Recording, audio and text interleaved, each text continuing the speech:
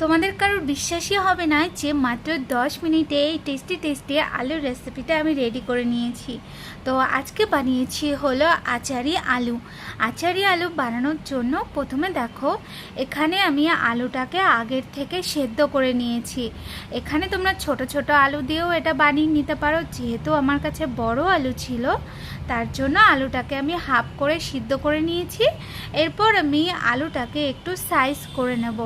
আলুটা কেটে নেওয়ার পর এরপর আমি কড়াইয়ের মধ্যে তেল দিয়ে এরপর যে কেটে রাখা আলুগুলো ছিল সেই আলুগুলোকে আমি দিয়ে দেবো। এখানে আমি সাদা তেলে রান্না করছি, তোমরা চাইলে সর্ষের তেলে এটা রান্না করে নিতে পারো। এরপর আমি ওর মধ্যে দিয়ে দেবো পরিমাণ মতো লবণ। লবণটা দিয়ে তারপর আলুটাকে ভালো মতন করে ভেজে নিতে হবে। এখানে আমি প্রায় 500 গ্রামের মতন আলু নিয়েছি। তো দেখো আলুটা একদম ভালো মতন ভাজা হয়ে গেছে, একটু গোল্ডেন কালার চলে আসা পর্যন্ত আলুটাকে ভালো করে ভেজে নিয়েছি। এরপর আমি আলুটাকে তুলে নেব। তো এই যে দেখো আলুটা আমার তোলা হয়ে গেছে। আলুটা তোলা হয়ে গেলে এরপর আমি একটা মশলা বানাবো। মশলার জন্য এখানে আমি দিয়ে দিচ্ছি 1 চামচের মতন গোটা ধনে, দিয়ে দিচ্ছি হাফ চামচের মতন মৌরি, দিয়ে দিচ্ছি হাফ চামচের মতন গোটা জিরে, আর ওর মধ্যে দিয়ে দিচ্ছি 7-8টার মতন আমি গোলমরিচ, আর দিয়ে দিচ্ছি ওখানে হাফ চামচের থেকেও একটু কম মেথি। এরপর আমি ওর মধ্যে 1 চামচের মতন সর্ষে দিয়ে এটাকে ভালো করে একটু রোস্ট করে নিতে হবে। রোস্ট করা হয়ে গেলে এরপর এটাকে আমি মিক্সিং জারের মধ্যে একদম অল্প মতন করে একটু এটাকে মিক্সি করে নেব, যাতে এটা একদম পুরো ভালো মতন গুঁড়ো না হয়, যেমন আচারের মশলা থাকে সেরকম থাকবে। এরপর আমি এখানে নিয়ে নিয়েছি একটা পেঁয়াজ। এরপর পেঁয়াজটাকে ভালো করে একটু কুচি করে নিতে হবে। আর এখানে 4-5টার মতন রসুন নিয়েছি, রসুনটাকেও ভালো করে কুচি করে নেব। এরপর আলু ভাজার পর যে তেলটা ছিল সেই তেলের মধ্যে দিয়ে দেবো একটু 5 ফোড়ন, আর ওর মধ্যে দিয়ে দেবো একটুখানি হিং। এখানে আমি 1 চিমটির মতন একটু হিং দিয়েছি। এরপর আমি ওর মধ্যে দিয়ে দেবো পেঁয়াজটা দিয়ে এরপর পেঁয়াজটাকে ভালো করে একটু ভেজে নিতে হবে। পেঁয়াজটা যখন একটু নরম হয়ে যাবে তখন আমি ওর মধ্যে দিয়ে দেবো রসুন কুচি।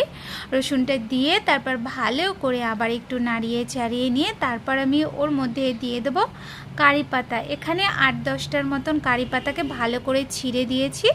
এরপর ওর মধ্যে দিয়ে দেবো কিছু শুকনো মশলা। তো এখানে আমি দিয়ে দিচ্ছি পরিমাণ মতন একটু হলুদ গুঁড়ো, আর এখানে আমি দিয়ে দেবো একটু কাশ্মীরি লঙ্কার গুঁড়ো।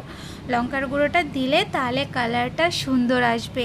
এরপর হালকা হাতে ভালো করে একটু নাড়িয়ে চাড়িয়ে নিয়ে তারপর আমি ওর মধ্যে দিয়ে দেবো সেদ্ধ আলুটা দিয়ে এরপর ভালো করে আবার নাড়িয়ে চাড়িয়ে নেব।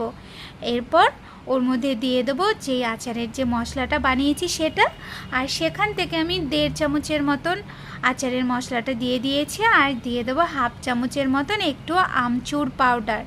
এরপর ভালো করে এটাকে নাড়িয়ে চাড়িয়ে নিতে হবে। আর যে আচারের মশলাটা বানিয়েছি সেটা দিয়েও কিন্তু তোমরা অন্য সবজি বানিয়ে নিতে পারো। এরপর ভালো করে নাড়াচাড়া করে ওর মধ্যে দিয়ে দেবো হাফ কাপের থেকেও একটু কম জলটা দিয়ে এরপর ভালো করে একটু নাড়াচাড়া করে নিতে হবে, যাতে আলুর মধ্যে ভালো করে মশলাটা চলে যায়।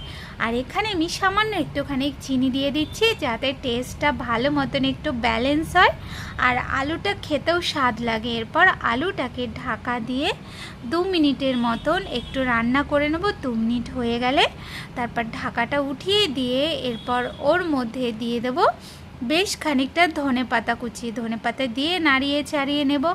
আর এই আলুটা দেখো একদম শুকনো মতো হয়েছে। এটা তোমরা বাচ্চাদের টিফিন অথবা অফিস বা যদি তোমরা কোথাও ঘুরতে যাও সেখানে তোমরা এটা ক্যারি করতে পারো। এরপর দেখো এখানে আমি লুচি ভেজেছি। এরপর গরম লুচির সাথে এই আচারি আলুটা আমি সার্ভ করব। তোমরা পরোটা অথবা ডাল ভাতের সাথেও কিন্তু এটা ট্রাই করতে পারো, সেটাও খেতে মন্দ লাগবে না। আর এটা যখন খাবে তখন এর ওপর থেকে একটুখানি লেবুর রস দিয়ে নেবে, দেখবে খেতে আরও বেশি ভালো লাগবে। তো রেসিপিটা ভালো লাগলে অবশ্যই ট্রাই করো, লাইক কমেন্ট করতে ভুলো না। আজ এই পর্যন্ত।